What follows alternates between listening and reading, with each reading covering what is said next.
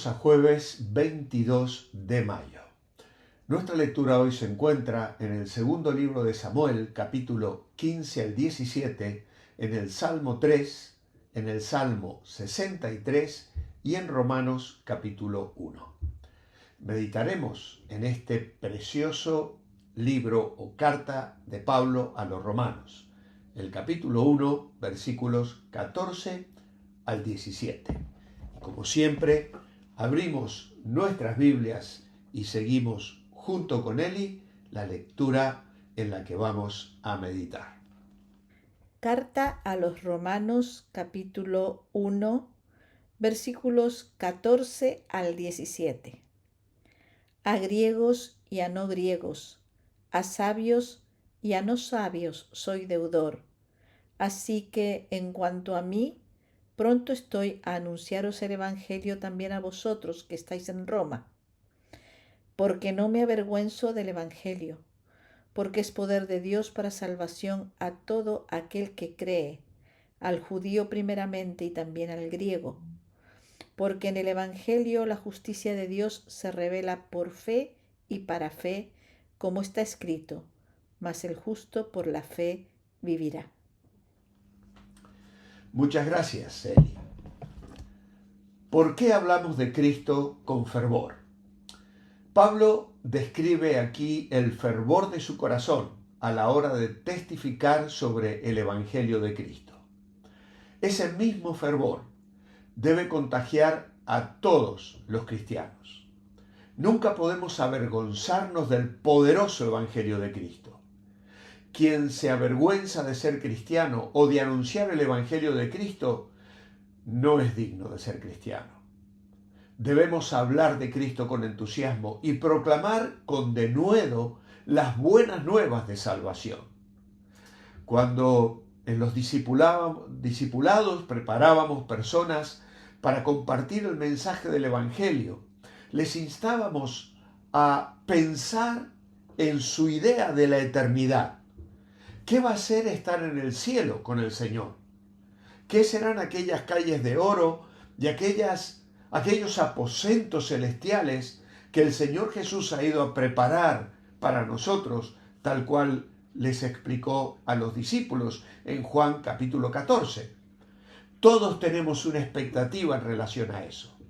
Y es interesante si esa idea y ese pensamiento vienen a nuestra mente y corazón a la hora de comunicar la verdad del mensaje de salvación. La idea principal en esta mañana es que nuestro fervor al hablar de Cristo nace de la profunda convicción de la necesidad universal del Evangelio y de la gratitud personal por la gracia recibida, impulsándonos a compartir con todos el tesoro de la salvación. Hay una deuda de amor, pero también hay una urgencia en el mensaje. En Romanos 1:14, Pablo declara a griegos y a no griegos, a sabios y a no sabios, a unos y a otros soy deudor.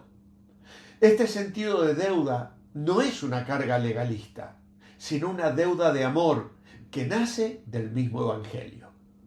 Hemos recibido un regalo inmerecido, la salvación a través de Cristo. ¿Cómo podríamos guardar un tesoro tan grande solo para nosotros? El fervor aquí brota de la comprensión de que hay almas perdidas que necesitan escuchar. Es la urgencia de compartir una verdad que transforma vidas, un mensaje que libera del pecado y la muerte. No podemos permanecer indiferentes ante la necesidad espiritual del mundo, porque el amor de Cristo nos impulsa a extender la misma gracia que hemos experimentado. Ahora, es interesante pensar en la forma en que el Evangelio de Cristo es llamado o designado en ciertos lugares del Nuevo Testamento. La palabra Evangelio significa buenas nuevas. El Evangelio de Cristo es la buena noticia del Salvador del mundo.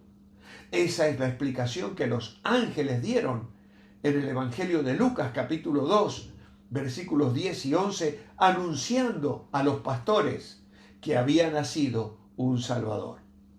El Evangelio de Cristo posee muchas otras designaciones en las Escrituras. Sin embargo, el Evangelio de Cristo genuino es único y exclusivo. Se lo dijo Pablo a los Gálatas, que hay solo un evangelio.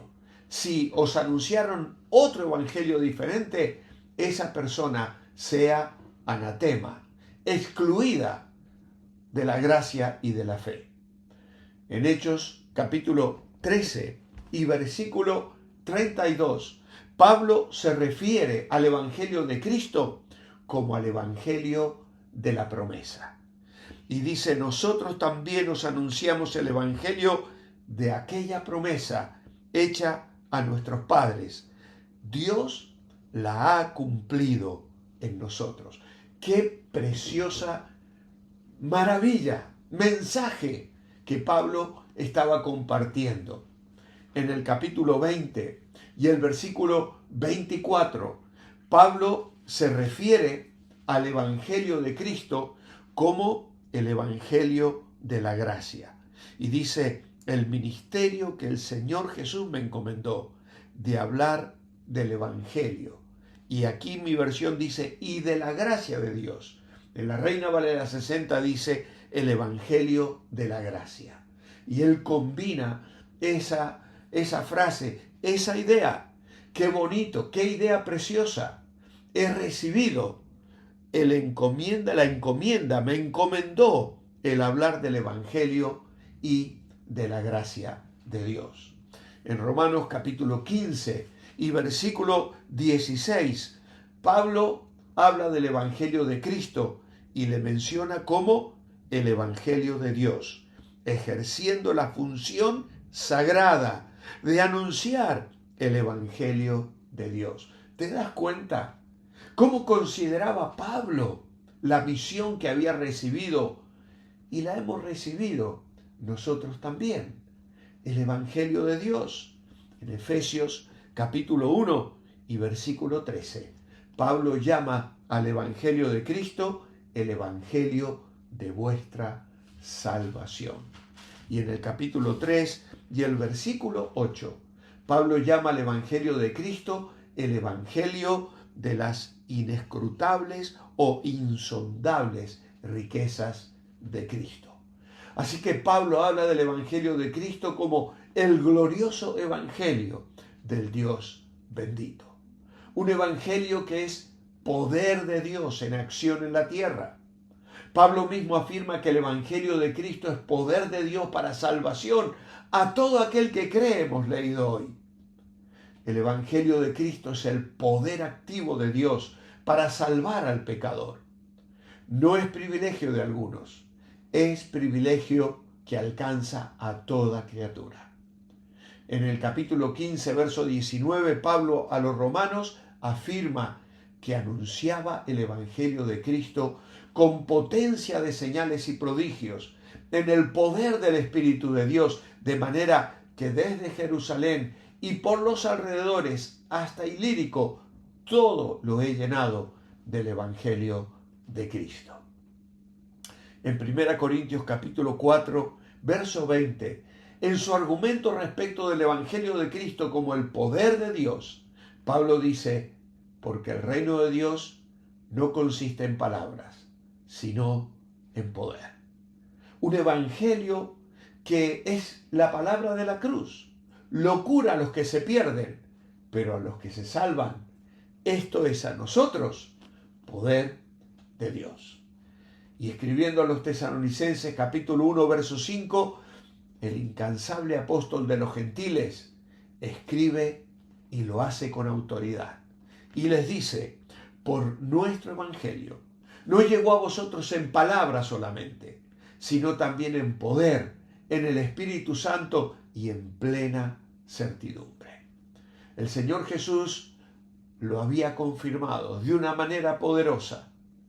Para anunciar su evangelio, Él nos dejó esta promesa: recibiréis poder.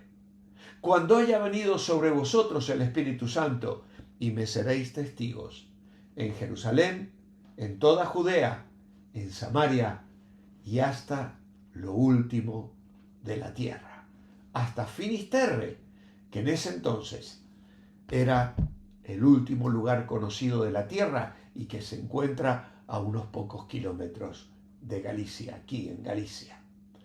El Evangelio de Cristo es el mismo Evangelio de Dios, el mismo Evangelio de la promesa del Padre, el mismo Evangelio de la gracia de Dios, el Evangelio de la salvación, el Evangelio de la verdad, el mismo Evangelio de la gloria del Dios bendito. El Evangelio de Cristo es el mismo poder de Dios que sigue activo, en acción en el mundo. El Evangelio de Cristo se resume en esta frase de Pablo al carcelero de Filipos y que yo quiero compartir con vosotros esta mañana. Cree en el Señor Jesucristo y serás salvo, tú y tu casa. O que puedas responder en fe, confiar en el Señor Jesucristo como tu Salvador personal y experimentarás en tu vida las evidencias de lo que el Evangelio hace cuando entra en la vida de una persona. Oh Padre, te pedimos que hoy sea un día de salvación. Este Evangelio poderoso, Evangelio de salvación, Evangelio de gracia, promesa cumplida. Oh Padre, que hoy actúe, trabaje, sea eficaz en la vida de alguna persona que me está escuchando y que entiende que le amas, que quieres perdonar sus pecados y que en tu gracia y misericordia le quieres acoger en la familia de Dios.